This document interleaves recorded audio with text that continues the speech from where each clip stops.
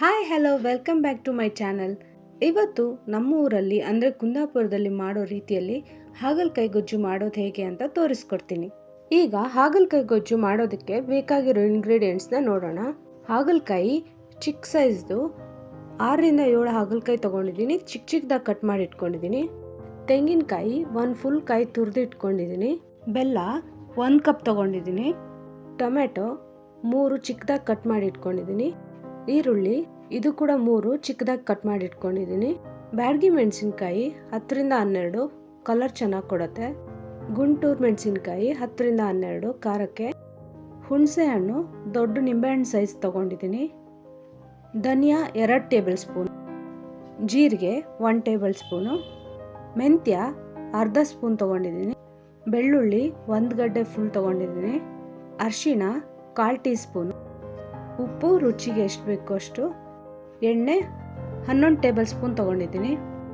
ಈಗ ಮಿಕ್ಸಿ ಜಾರ್ಗೆ ಕಾಯಿ ತುರಿ, ಬ್ಯಾಡಗಿ ಮೆಣಸಿನ್ಕಾಯಿ ಹಾಗೆ ಗುಂಟೂರು ಮೆಣಸಿನ್ಕಾಯಿ, ಜೀರಿಗೆ, ಧನಿಯಾ, ಬೆಳ್ಳುಳ್ಳಿ, ಮೆಂತ್ಯ,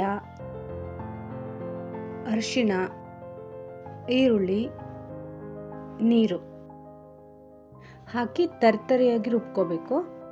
ಈಗ ನೋಡಿ ರುಬ್ಬಿರೋ ಮಸಾಲೆ ಹೀಗೆ ತರ್ತರಿಯಾಗಿರಬೇಕು, ನೈಸಾಗಿ ರುಬ್ಕೋಬಾರ್ದು, ಈ ಕನ್ಸಿಸ್ಟೆನ್ಸಿ ಇರಬೇಕು. ಈಗ ಸ್ಟವ್ ಆನ್ ಮಾಡಿ ಕಡಾಯಿಗೆ ಎಣ್ಣೆ ಹಾಕಿ ಕಾಯೋದಕ್ಕೆ ಬಿಡಬೇಕು. ಈಗ ಎಣ್ಣೆ ಕಾದಿದೆ. ಈಗ ಈರುಳ್ಳಿ ಹಾಕಿ 2 ಮಿನಿಟ್ಸ್ ಫ್ರೈ ಮಾಡ್ಕೊಳ್ಬೇಕು. ಈಗ ಈರುಳ್ಳಿ ಫ್ರೈ ಆಗಿದೆ ನೋಡಿ, ಕಲರ್ ಚೇಂಜ್ ಆಗಿದೆ. ಈ ಟೈಮಲ್ಲಿ ಟೊಮೆಟೊ ಹಾಕಿ ಸ್ವಲ್ಪ ಫ್ರೈ ಮಾಡಿ ನಂತರ ಲಿಡ್ ಕ್ಲೋಸ್ ಮಾಡಿ ಟೊಮೆಟೊ ಮೆತ್ತಗಾಗೋವರೆಗೂ ಕುಕ್ ಮಾಡ್ಕೋಬೇಕು. ಈಗ ಟೊಮೆಟೊ ಮೆತ್ತಗಾಗಿದೆ. ಈಗ ಕಟ್ ಮಾಡಿರೋ ಹಾಗಲಕಾಯಿನ ಹಾಕ್ಕೊಂಡು ಒಂದ್ಸಲ ಮಿಕ್ಸ್ ಮಾಡಿ ಲಿಡ್ ಕ್ಲೋಸ್ ಮಾಡಿ 1 ಮಿನಿಟ್ ಕುಕ್ ಮಾಡಬೇಕು. ಈಗ ಹುಣಸೆ ಹಣ್ಣು ರಸ 1 ಕಪ್ಪು, ಬೆಲ್ಲ 1 ಕಪ್ಪು, ರುಚಿಗೆ ಬೇಕಾದಷ್ಟು ಉಪ್ಪು ಹಾಕಿ ಚೆನ್ನಾಗಿ ಮಿಕ್ಸ್ ಮಾಡಿಕೊಂಡು 2 ಮಿನಿಟ್ಸ್ ಬೇಯಿಸ್ಕೊಳ್ಬೇಕು. ಯಾಕಂದರೆ ಬೆಲ್ಲ ಮತ್ತು ಹುಣಸೆ ಹಣ್ಣಿನ ರಸದಲ್ಲಿ ಹಾಗಲಕಾಯಿ ಬೇಯೋದ್ರಿಂದ ಹಾಗಲಕಾಯಿ ಸಿಹಿ ಮತ್ತು ಹುಳಿ ಅಂಶನ ಹೀರ್ಕೊಂಡು ಕಹಿ ಸ್ವಲ್ಪ ಕಮ್ಮಿ ಆಗುತ್ತೆ. ಅದಕ್ಕೆ ಈಗ ರುಬ್ಕೊಂಡಿದ್ದೀವಲ್ಲ ಆ ಮಸಾಲೆ ಹಾಕ್ಕೊಂಡು ಚೆನ್ನಾಗಿ ಮಿಕ್ಸ್ ಮಾಡ್ಕೋಬೇಕು. ಹಾಗೆ ನಾನಿಲ್ಲಿ ಇನ್ನೂ ಸ್ವಲ್ಪ ಬೆಲ್ಲ ಹಾಕ್ಕೊಳ್ತಾ ಇದ್ದೀನಿ, ಯಾಕಂದರೆ ನಾನು ಹಾಗಲಕಾಯಿ ಗೊಜ್ಜು ಸ್ವಲ್ಪ ಜಾಸ್ತಿ ಮಾಡ್ತಾಯಿದ್ದೀನಿ ಅದಕ್ಕೆ. ಹಾಗೆ ಉಪ್ಪು ಸ್ವಲ್ಪ ಹಾಕ್ಕೊಳ್ತಾ ಇದ್ದೀನಿ. ಹಾಗೆ ಸ್ವಲ್ಪ ನೀರು ಹಾಕಿ ಚೆನ್ನಾಗಿ ಮಿಕ್ಸ್ ಮಾಡಿ ಲಿಡ್ ಕ್ಲೋಸ್ ಮಾಡಿಕೊಂಡು 20 ಮಿನಿಟ್ಸ್ ಕುಕ್ ಮಾಡ್ಕೋಬೇಕು.